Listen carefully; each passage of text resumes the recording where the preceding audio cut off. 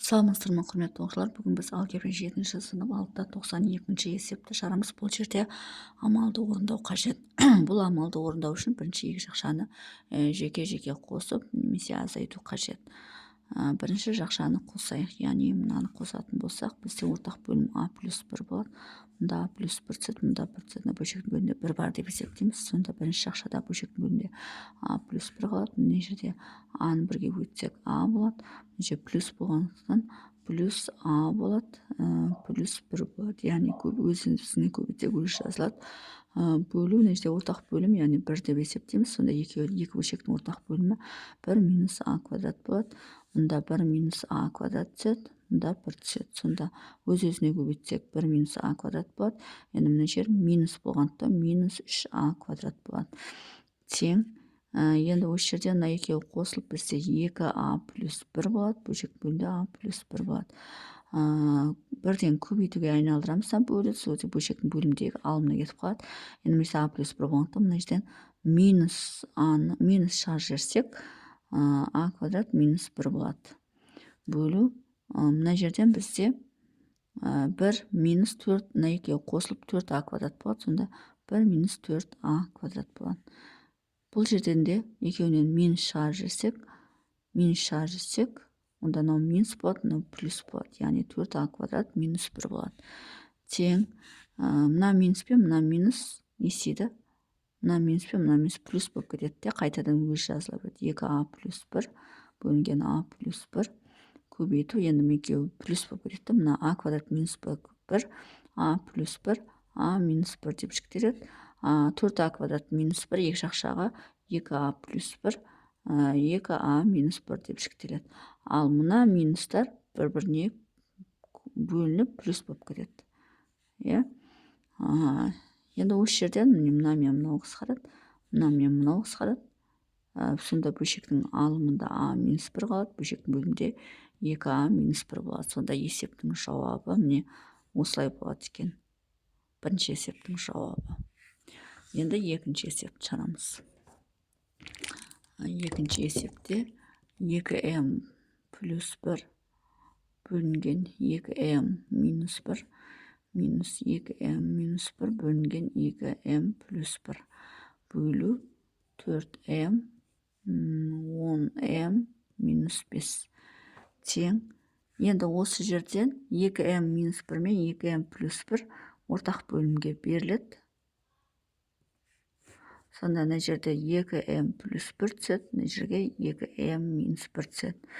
Мынау бізде 2m плюс 1-дің квадраты болады, минус 2m минус 1-дің квадраты болады. Енді мынаны бірден көбейтуге айналдырып жүрек, бөлу болғандықтан көбейтуге айналдырсақ, мынау алымына кетеді. 5 жақшаны сыртына шығарып жүрсек, 2m минус 1 қалады. Мына жерде 4m қалады. Тең.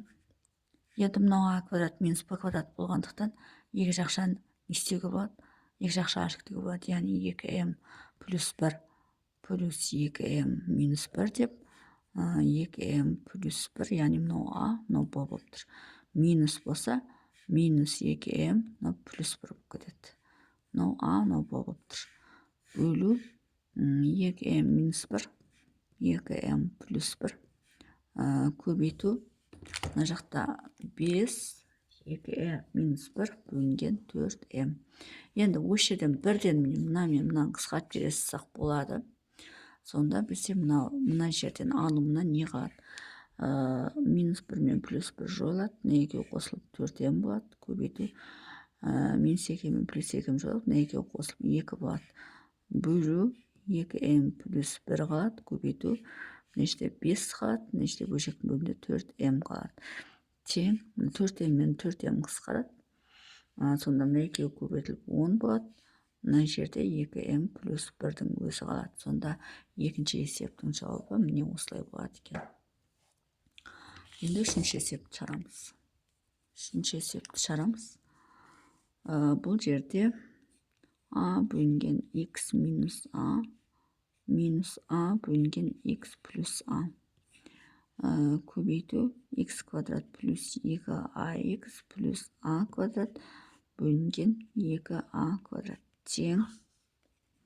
Енді мына жерде ортақ бөлім береміз, яғни x минус а x плюс а деп.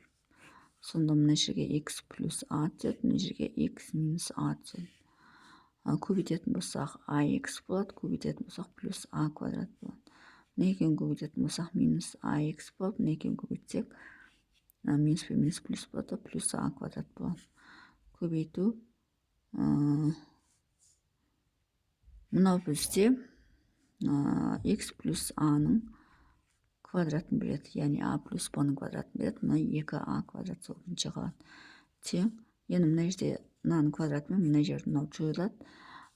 Тең, енді мына жерден мына мен мынау жойылады да 2а квадрат қалады.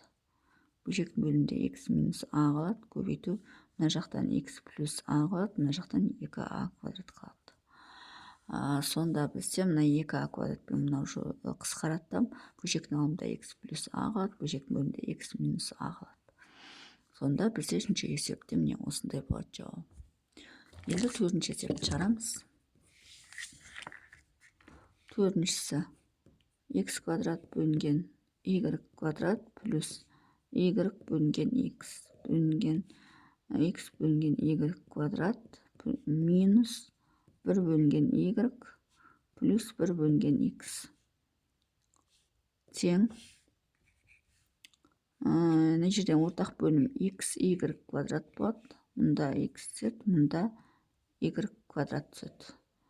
Сонда мынау x куб болады, мынау плюс y куб болады. Бөлу. Мына жерден ортақ бөлім x y квадрат болады. Мұнда x түседі, мұнда y түседі, мұнда y квадрат түседі. Көбейтетін болсақ x квадрат минус y плюс y квадрат.